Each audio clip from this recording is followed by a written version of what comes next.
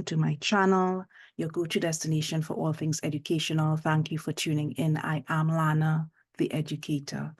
If you're a first-time listener on this channel, welcome, and join me as I explore the latest educational trends, tackle pressing issues facing the education sector, and share stories of triumph and innovation from classrooms across the globe. Today on Teachers Have Issues, yes, I welcome my guest, John Michael Mader, Trinidadian author. John Michael Mader is a certified life coach, counselor, and author with a keen desire for youth development, personal growth, and mental health advocacy. He is the founder of the nonprofit organization called Beautifully Broken Ministry, which was launched in 2018. In 2020, he founded the Mission 300, an initiative geared towards empowering men, more specifically young men. And in 2021, he published Self-Love, the Foundation of Relationships. The following year, he published the book entitled Lessons My Father Never Taught Me. His third book, entitled Finances on a Page, was published in 2023, all of which can be found on lulu.com. Welcome, John Michael Mader, to Teachers Have Issues, yes. Thank you. It's a pleasure being here. I look forward to the session because I know it will be very insightful and enlightening, so. Yeah, I'm excited to have you here because the last interaction I had with you was while you were at school, and I feel like you've changed so much from the person that I knew. Like, you were somebody that I felt so hard to get to know because you're always reticent, difficult to get you to write. You wrote when you wanted, and I said, this boy is so stubborn. But that smile, that rare smile was so beautiful. It would light up the room when you gave it so rarely. So I am so happy to have you here so that Pat like could mind your business to find out what you've been doing in school. Sure. Yeah. So tell us, what have you been up to since, that time in school? Since school, it would have been approximately, let's say, about 11 years. And I would say that a lot has gone on.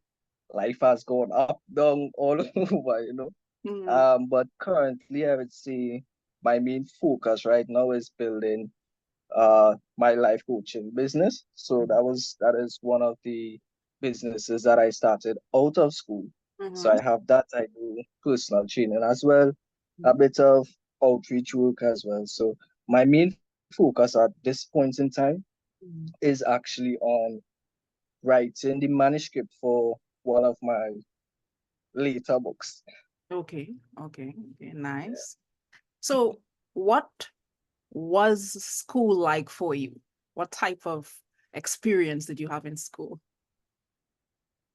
School was, I would say, a very challenging and chaotic time for myself as an individual. Now, I went to one of the prestigious schools in Trinidad and Tobago, and it was indeed an amazing experience school-wise. I can't say that I really had any, quote-unquote bad experiences school-wise, but in terms of personally, I've been through a lot going through my schooling period, especially around the time from Form 3 to about Form 5. And for me, I grew up in what they call a hotspot or the ghetto or a bad area. So while I was in school, I was more so trying to survive outside rather than in school. And even in my last year, Form 5, I actually wanted to drop out of school, dealing with different stuff. I remember now going into Form 5, one of my friends, got murdered same time, man.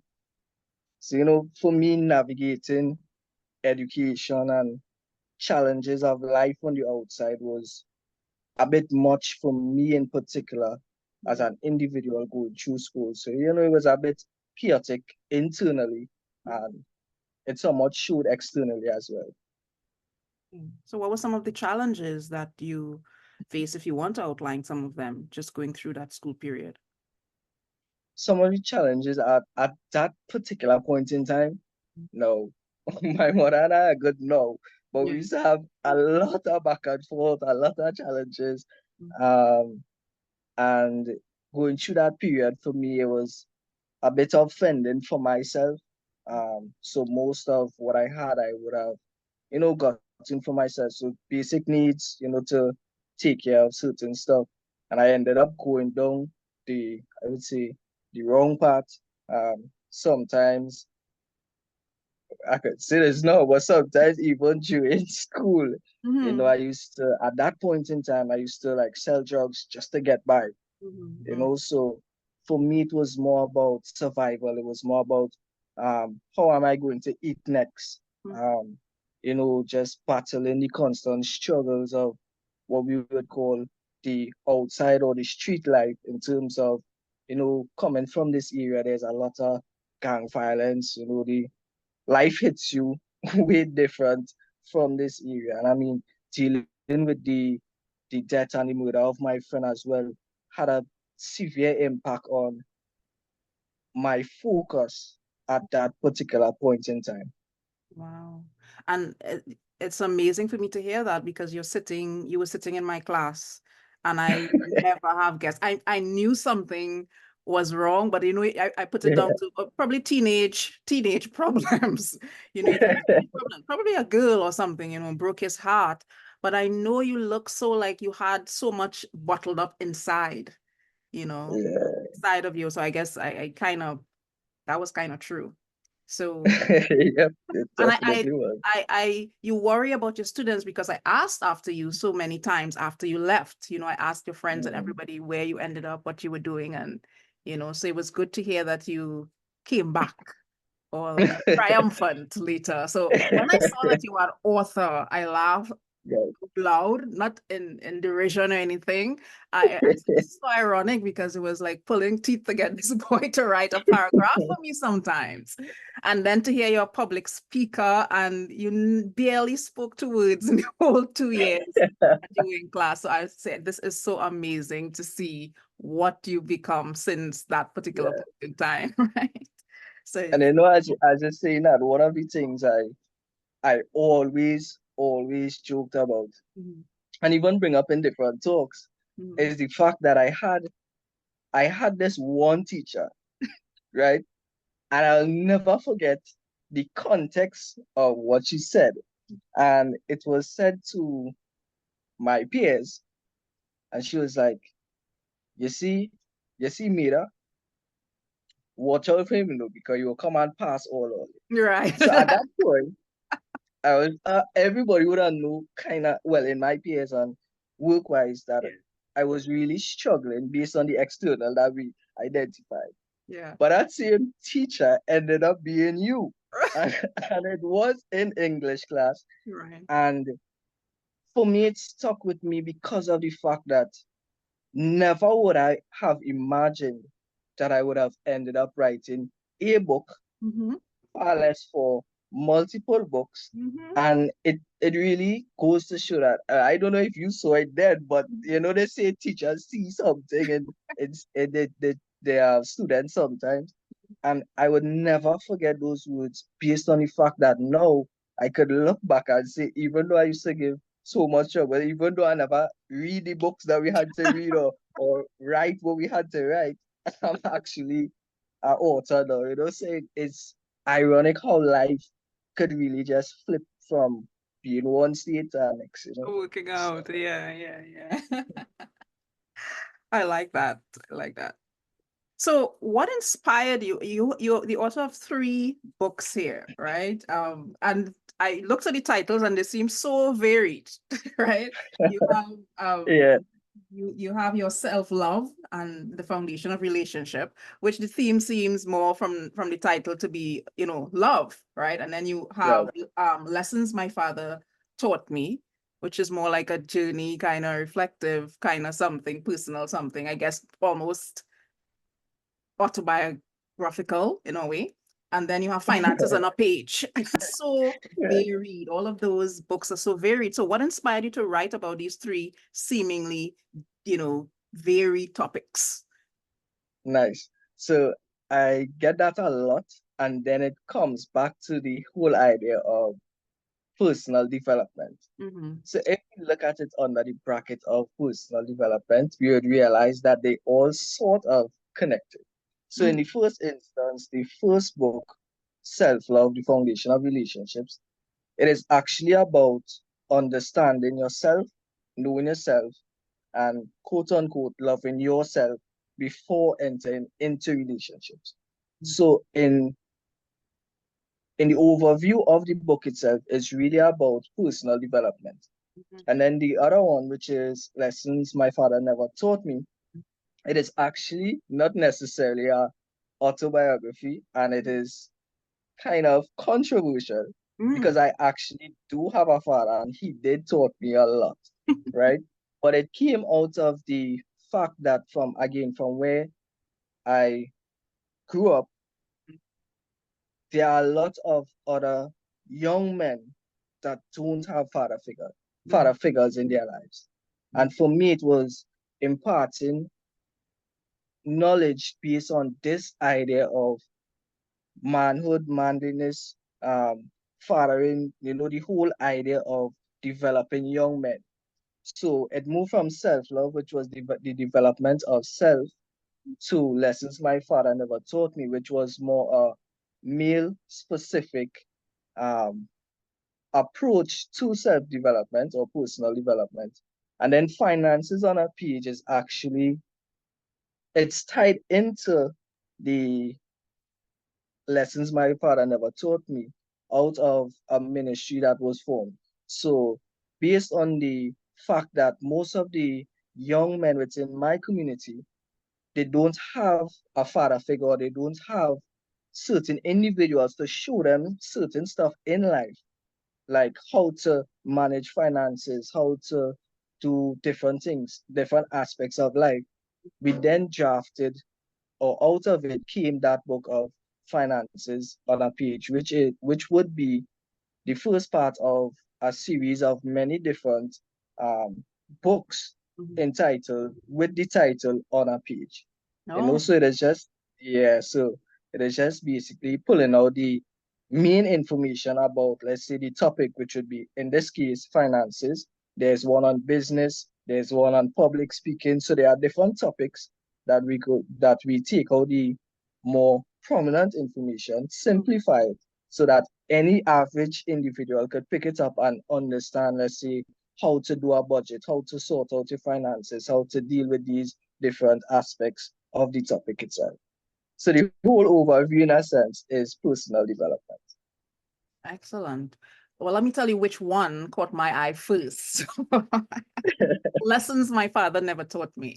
I think it's a very captivating title, and it piques your curiosity as well. If you want to find out, well, let me see if there are any lessons my father never taught me, or let me just mind John Michael's made a business and see what lessons his father never taught him, Right. And how did your father feel about you writing this book? So that is very interesting. So I actually, before even showing anyone else, I went to him first. Right. And I would say I thank God that I have the father that I do have. Because when I carried it to him, I say, hold up, I know the title is a little bit controversial, but hold it first. Right. And he sat with it. I said, go through it and you would see. So there's, and then after he went through it, he said, and I'll never forget this. He said, no matter what anybody thinks, you go ahead and tell your story. Nice. And he said, he knows where we stand, but he says, never be afraid to tell your truth. So he actually moved the spotlight off of him and gave me that spotlight then. He said, you go and tell your story. Whether it offends me or not, you tell your story, because maybe it could help somebody else that is in the position that you are in. And as I could see now, the book is actually really not about the lessons he did not tell me, but about the lessons that I would like to for other young men to pick up. To pick But it up. was the title did come from me having that business aspect and that entrepreneurial spirit, to know that I know if somebody reads this title, it would pique curiosity in some way. So Right. that was the idea behind it. But I liked how you outline the qualities of a king, the qualities of a king, 10 qualities of a king that you picked up there, integrity and respect and stability and understanding and confidence and so forth. Would you put, I'm not sure if you rank them, I know that they are 10, but would you put them in any order, saying which one might be more important than the other for young persons to know or to have? I would say, for a young man in particular, I would say leadership. Okay. Because under leadership, if you dissect leadership, you would see the other qualities highlighted. So you would see that to be a effective or a good leader, you need certain qualities. So the qualities like integrity and all those other qualities are built into a great leader. So if you could study or put your mind towards developing that leadership spirit, then you would realize that most of these qualities end up falling in line with this overall theme of leadership. And the idea of leadership is not necessarily to be the boss of anyone or to lead any like organization, company, or anyone in particular, but it's the idea that you are the leader of your own life. You are that individual. You should be that light that drives others in a particular direction. So developing all the qualities listed would enhance your leadership skills. Nice. Let's talk about self-love, the foundation of relationship. What inspired you to write that? What was happening in your mindset that you came up with this book that said, I need to put this down on paper. I need to write this. I want people to know something here. What was your thought process in writing that book? So the thought process of this book came out of a lot of pain and hurt, and going through, I would say, or coming out of a broken relationship, right? And for me, it was the idea that I would like to impart the knowledge that I now have coming out of that said relationship. And what I learned was that I had to understand who I am first before I could even enter into a relationship. So it's like having a glass. You can't pour water from one glass if there isn't any water to pour. So the idea is that you have to be filled with love internally to be able to pour out love externally. And for me, it was a whole process of realizing that in general, we tend to mix up this idea of relationships. And in the book, we tend to sometimes we often seek love from the outside. Sometimes we often seek validation from the outside. Sometimes we think that another individual would be able to quote unquote fill me or complete me, or I could be incomplete without someone, right? When the whole idea really is that you have to find that sense of security within yourself. You have to find that sense of love. You have to find that sense of appreciation for life within yourself first before you could go or before you enter into a relationship. Because at the end of it, the reality is, and the harsh reality, which was outlined in the book, is that a relationship either ends one of two ways or should end one of two ways, which is either you don't make it or you end up going on to get married. right? And as we could see now, the divorce rate is like one in two. So, for example, God forbid, but between both of us, the statistics says that 1 out of 2 of us would end up in a divorce, which is something we really don't want to go through. If anyone has ever been through a relationship that didn't last for a long period of time, you would realize how much time, energy, effort, so much that was invested, you could lose. So imagine far less for, a marriage and entering into a marriage to then become divorced. So it is the whole idea of understanding self better. So you understand what your needs are, you could communicate better what your needs are, you could understand who you are as an individual before entering into such a drastic relationship then. Yeah. It's on the tip of my tongue, and I keep trying to bite my tongue, but I want to ask you, like, on behalf of the people who would say, what does this young man know? Why should I be listening to this young person about this particular topic, about love and relationships? What would you say to them when it comes to that? Yep. So it's actually funny that you say that because that is the comment I often get. And it actually is one of the quote unquote key selling points for the book. Because everybody like, but wait, what is you man have to say? Right. But for me, I would say is, I mean, experience teaches us a lot. So for me, I would have had, I would say, under my short years, a lot of experience with dealing with women. I had two more serious relationships. One lasted approximately 3 years, and the last one, which the book came out of, lasted 4 years.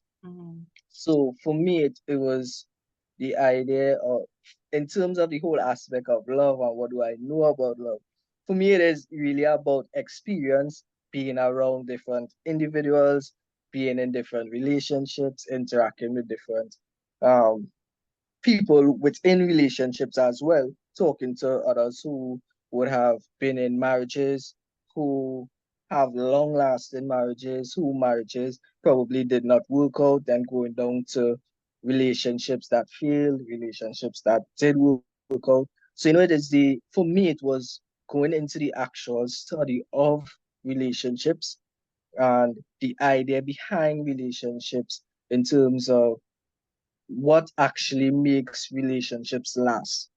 And when we delve into that type of study or that type of research, the key factor within that is actually understanding self. Because if you understand yourself, then you eliminate so much, I would say, trouble, or you are able to cipher through certain areas in life and identify your personal wants and needs. And then in the dating aspect, you would now begin to analyze more easily individuals that you could potentially see yourselves with. And sometimes the hardest part is actually asking yourself, what do I need or want from another individual? So sometimes we might be infatuated, yeah, the person look good, or yeah, they sound good, or XYZ. But do you actually know who they are at their core level? And the more you do that personal work on yourself, is the more you understand how much more value an individual that does that particular work on themselves brings to the table as well. So you understand who you are, and likewise you would understand the type of individual that you can potentially see yourself with. So for me, I'd say the question was basically on experience, and then from hearing from different individuals and sort of going into the study of relationships and marriage. So you did do a bit of research, basically. You didn't just take it only off of your own experiences. As you said, you had very Yeah. long-lasting marriages and so forth.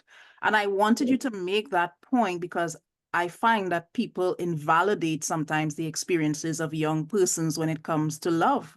You know, they say, oh, you're young, you're not in it just yet, so you don't understand. But I think it's very important coming from you that other young people can probably now, you know, turn to your book and say, okay, this person understands it from my point of view. I'm not necessarily hearing it for somebody who's been married for 30 years. I'm going through this thing right now. So I think it was very important that you verbalize that particular point that, you know, as a young person, they have their experiences as well that are just as important as anybody else's. Yeah. Yeah. So your third book, right? You've written this 3 books in 3 consecutive years. It's like you're churning them out here, right? What your third book is Finances on a Page. And let me tell you, I think this is the first one that you sent to me, you know, before you, Yeah. yeah, and I started reading and I had to stop and say, but like, I need to take some notes here, you know, I need to take down some things. And I was there nodding and saying, you know, nobody told me this when I was young. You know, nobody said this to me when I was young. And, you know, looking at it from the perspective of a past student, I was impressed, you know, because you think that, oh, you're an educator and you know so much. But looking at your perspective on finances and your mindset really came out as quite innovative and entrepreneurial. So tell us what prompted you to write this book on financial literacy? Nice. So it came out of the idea, as I said, it stemmed from the lessons my father never taught me. Mhm, So currently where I'm at, we have developed a program or a group that targets young men. mhm, And the idea of this group is to have a safe space for young men, mhm, as well as to impart knowledge that, quote unquote, our fathers never taught us, right? And one of the things that we see, or one of the topics, is finance.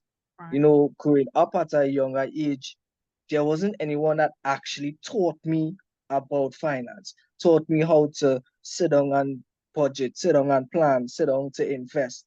You know, and even within the schooling system, I don't think there is much that allows for such development in terms of how do we actually manage finances, you know. And sometimes we go through, we get our big jobs, we get the big money, but then we realize as the paycheck come, the money go same way. All right. And we can't seem to see where it's going.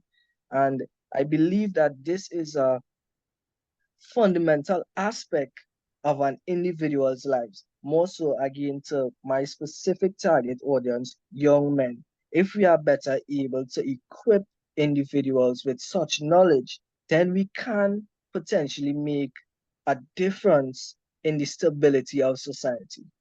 So we no longer have individuals that are just, let's say, living paycheck to paycheck or scraping to get by.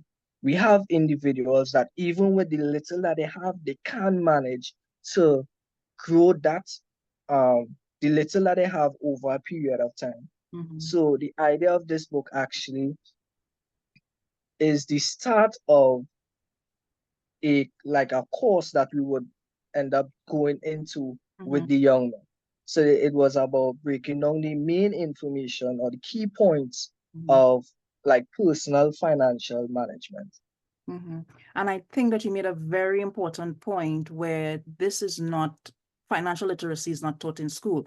Everybody has been through some sort of school system, and people think that they are experts in school. But I think this experience is universal to all of us, where, especially in our region, well, in our country, I don't think we get specific financial management and areas and issues of budgeting that you talk about. I mean, you may do econ or POB and POA, but it doesn't outline what I see you are outlining in your book. And as I said, the way that you did this was quite palatable in terms of, you know, it's easy enough for a teenager to break down and start their movement towards financial literacy and financial stability. So it's an excellent book that I think people can take a look at, as old as I am. I was there busy taking notes and I said, oh, I have to, you know, I have to stop and actually go along. It's a really palatable and comprehensive a way for people to understand a topic that is usually baffling to a lot of people. People don't understand money in a way, and I think you talk about stocks and all of that as well. People don't understand that it's way beyond them. So, and we can find these books where? We could find it online. The main site I would say is Lulu, but we do have them published on Kindle as well.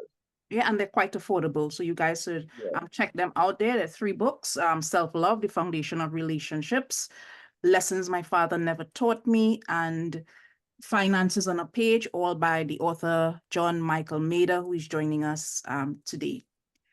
So John, you mentioned 1 or 2 times in our conversation here about an organization, and I know in your bio you said 2 organizations that you founded. Can you tell us about those organizations? Sure. So, Beautifully Broken Ministry was founded again along the same time frame when Self-Love, the Foundation of Relationships, came about. And this particular outreach group organization, it is an NGO. We do outreach work in terms of education as well as testimony. So we have a tagline. It is transformation through testimony and teaching, right? So our aim and our focus is to get young individuals into a space where they are able to learn and to adapt to certain challenges within life through testimony as well as teaching. And what motivated you to start this organization, Fully Ministry? Yeah. So it was a long story, but long story short, out of the same relationship, the same 4-year relationship, right, there were a lot that came up, not necessarily pertaining to the relationship, but my life in general.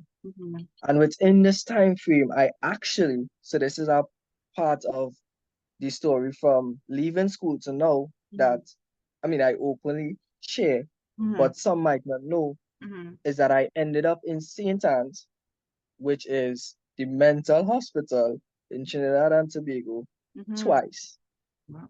I attempted suicide twice, and I've been through therapy and medications, all from everything adding up at that particular point in my life. And personally, I've lost, again, coming from where I come from, I've lost a lot of friends. As I was saying in one instance, that one was while I was in school and Form 5, then a lot of others after. I lost a lot of family members previously.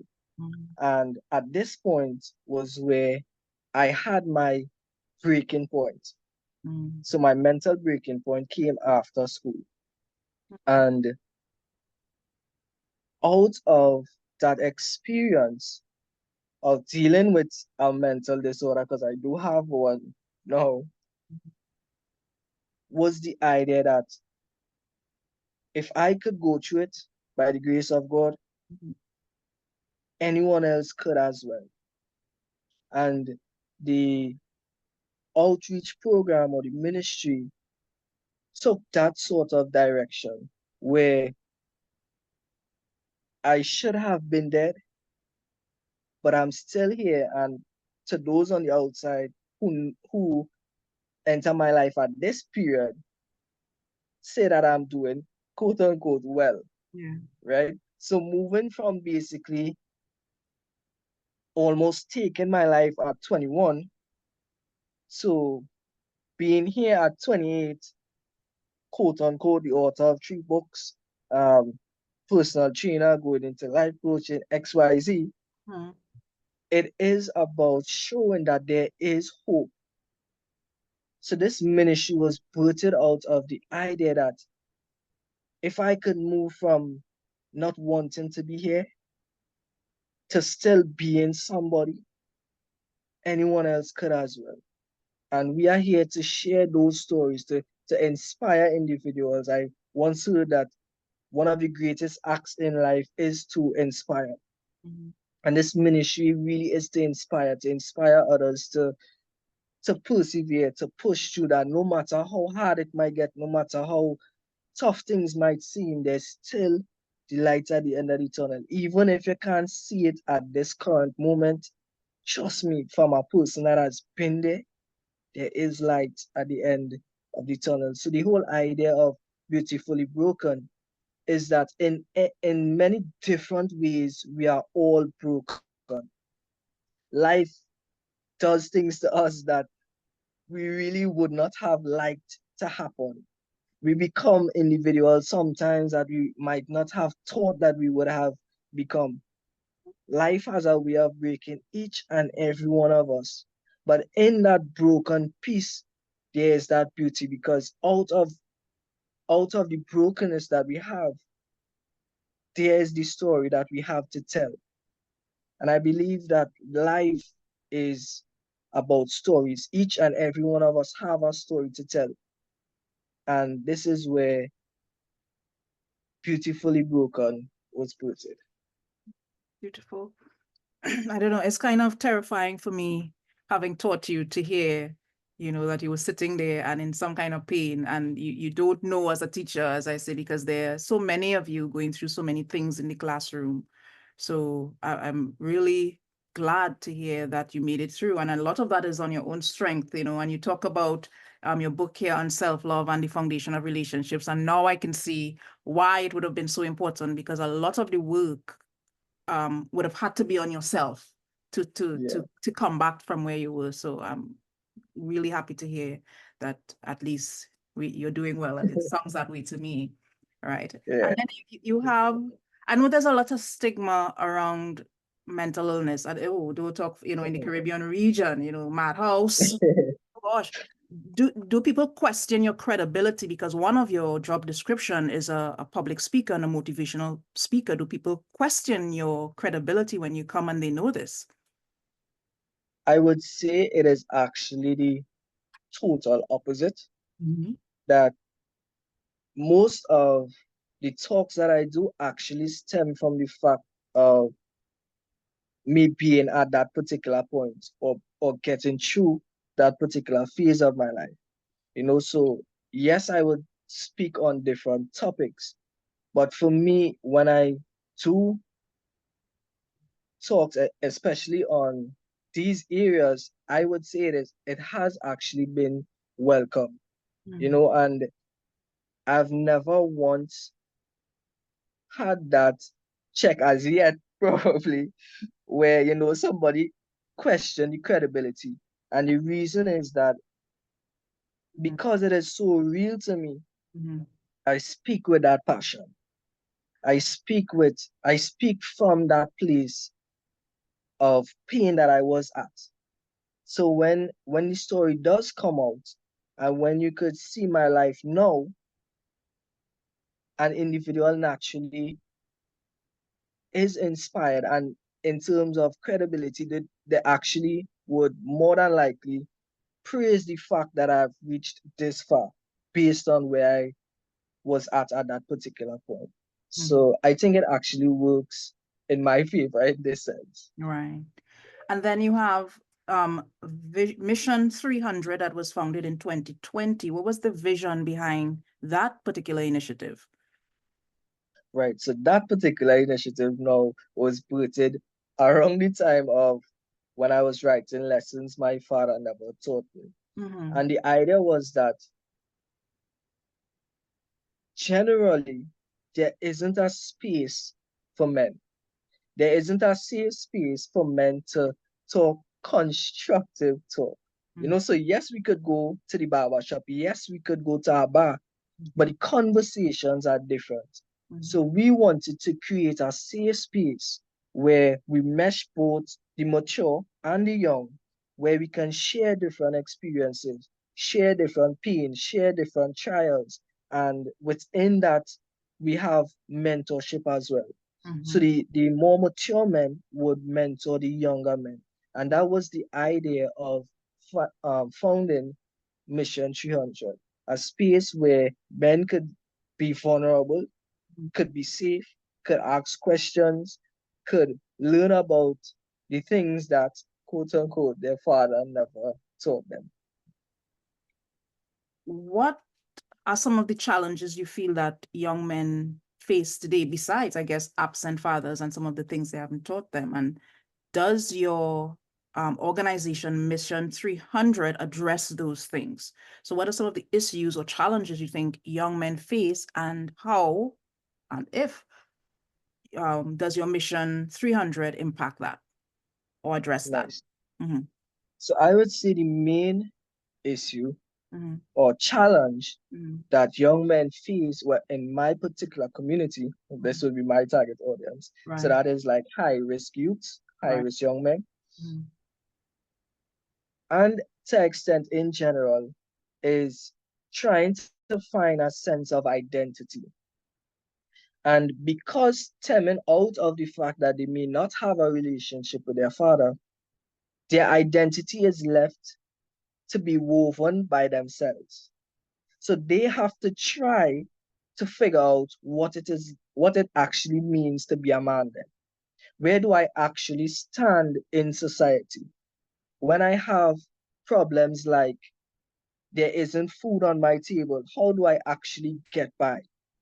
When there are problems where I can't go to school because I don't have a shoes to go to school, where do I fall later on? And in each and every individual, we have this natural drive to want to connect. And what we tend to see happening is a young man who does not know himself ends up in the wrong crowd, or they end up around individuals that influences them in a negative way usually.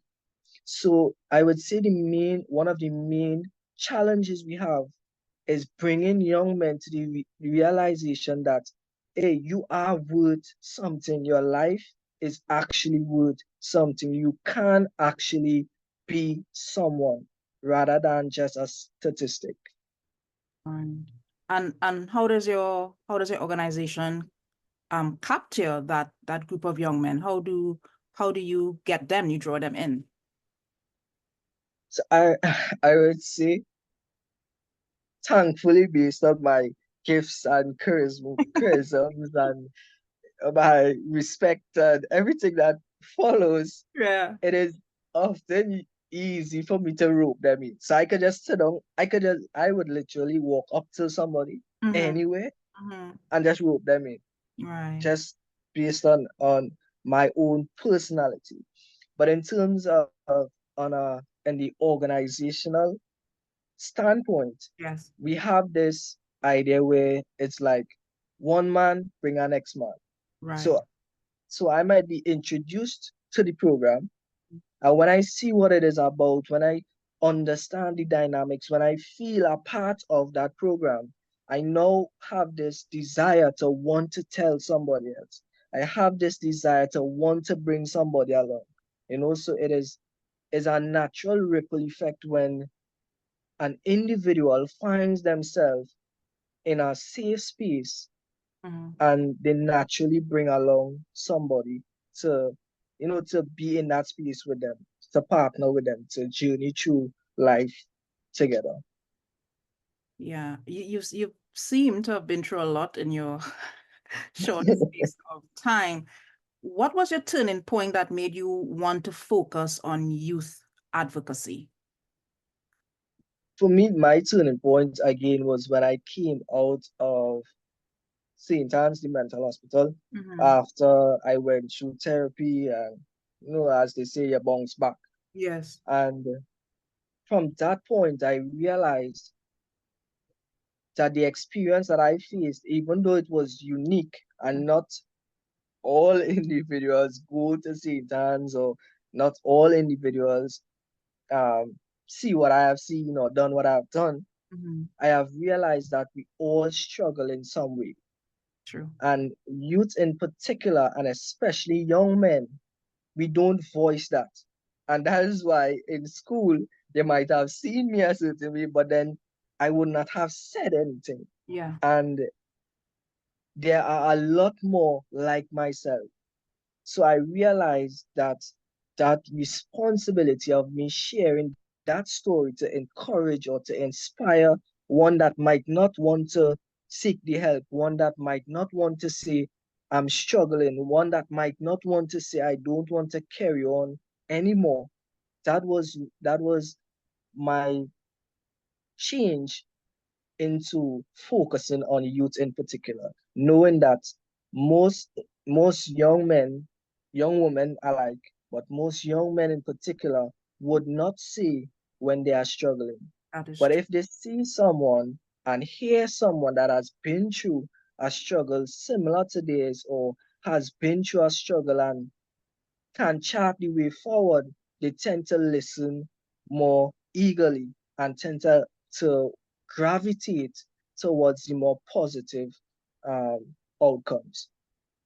Do you integrate mental health advocacy in your work with the youth and with these men initiative? Is it part of what you do in your organization, mental health advocacy?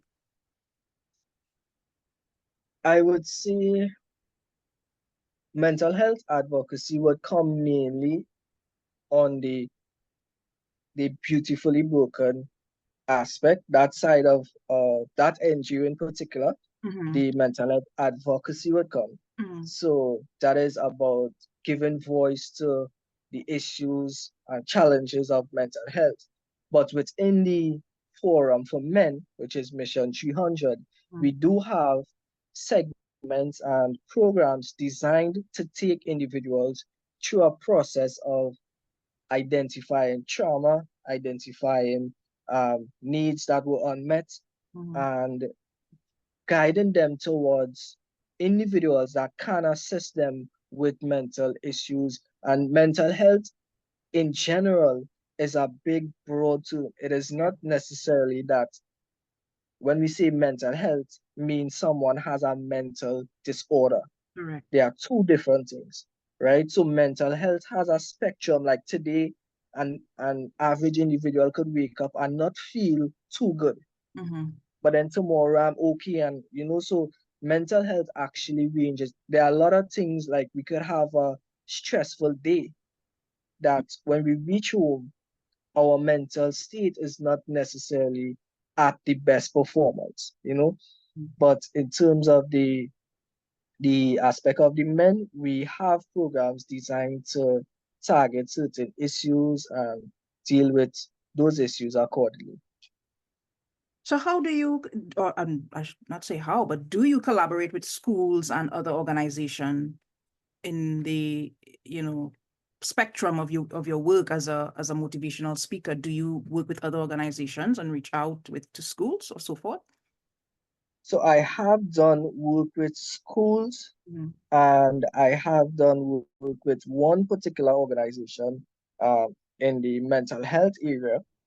Uh, doing work with schools, it is recommended work. So if someone knows of the story and would like to share it with young men or young women, I work both in both schools, um, whether it be co-ed or male, female. Yeah, seems like So we do those types of outreach work, mm-hmm. but it isn't to a big extent in that way. Okay, So most of our work would be internal to the organization itself. understood. Understood. Yeah.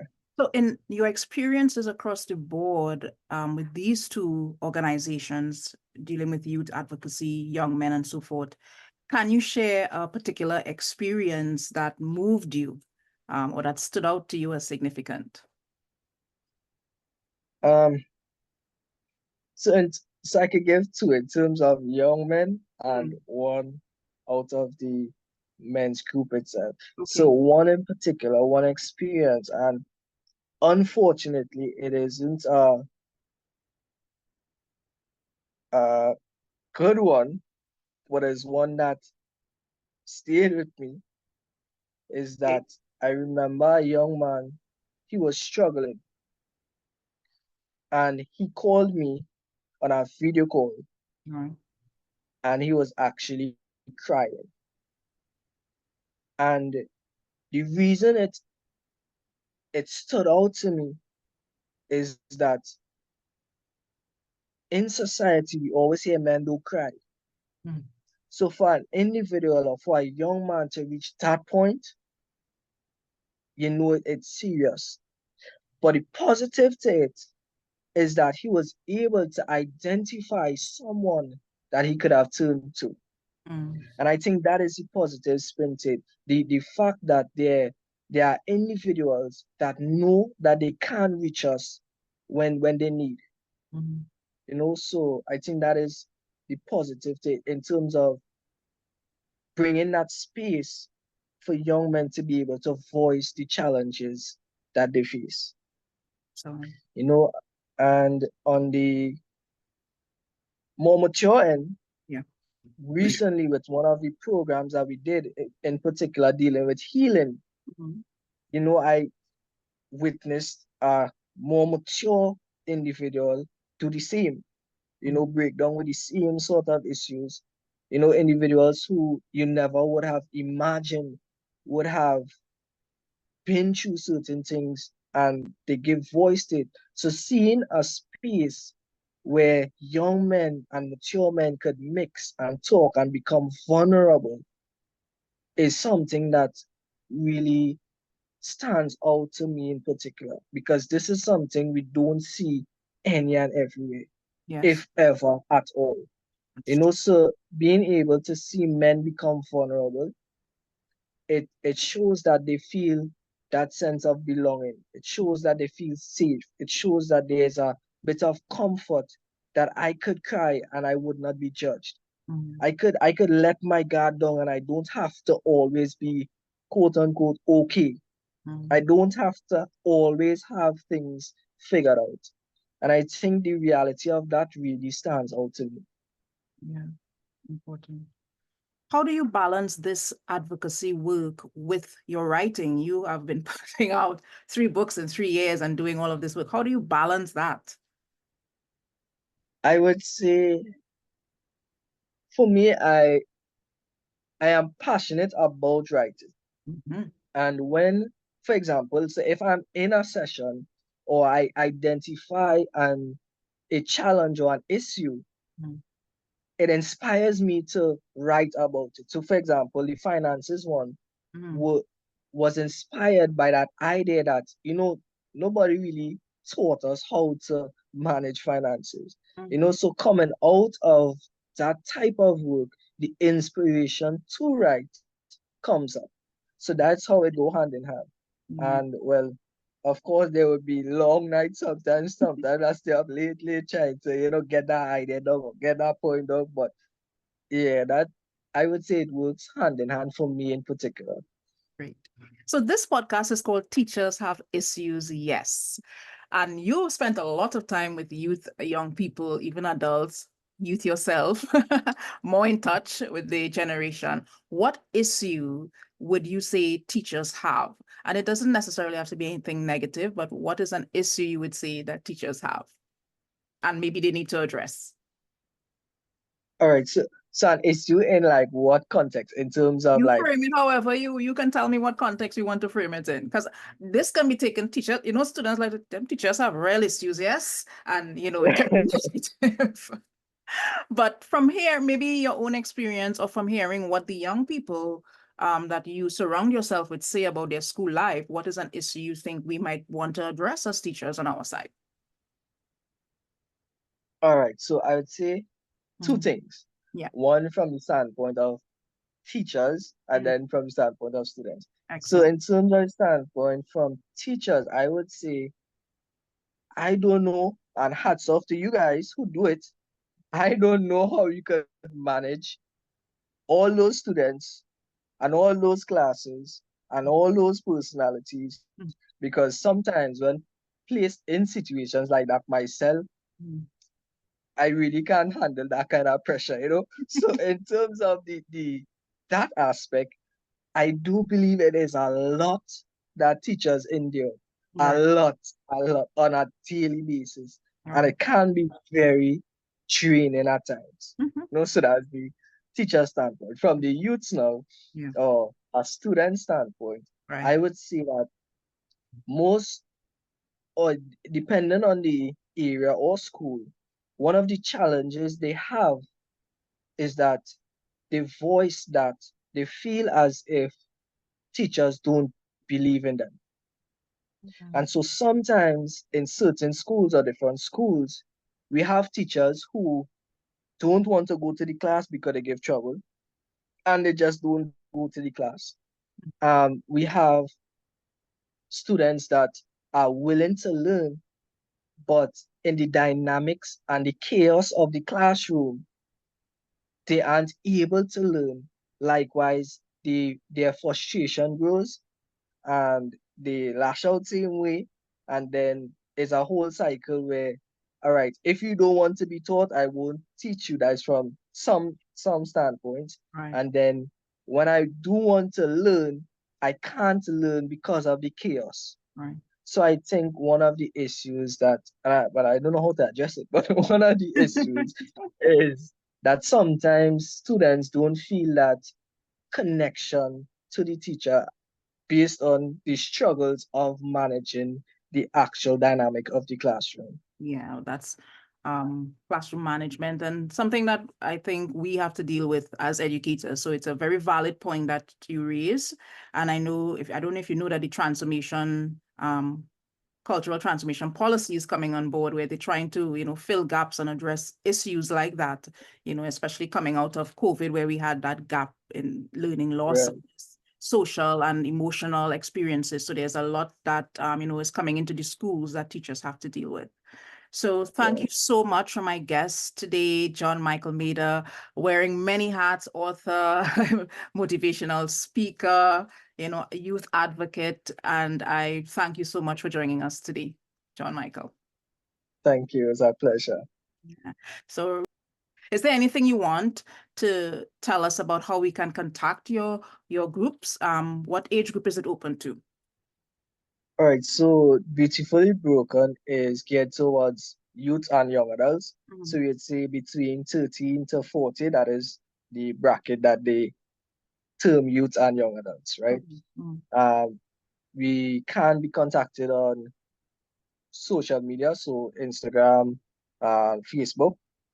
And Mission 300 is a more closed group Okay, understood. based on the target audience.